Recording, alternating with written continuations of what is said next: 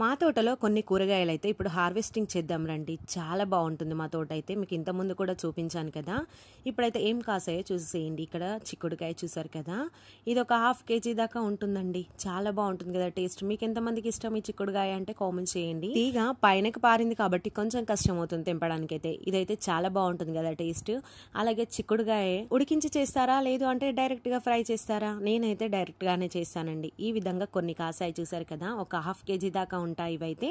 ఇప్పుడు వీటి తర్వాత ఇప్పుడు మిరపకాయలు కూడా తెంపేద్దాము. మిర్చి కూడా చాలా కాసాయి. ఇవైతే చాలా స్పైసీగా ఉంటాయండి. చిన్నగా ఉన్నాయి కానీ కట్ చేయడానికి ఇబ్బంది అయినా కూడా కొన్ని వేసినా కూడా కారం మంచిగా ఉంటాయి.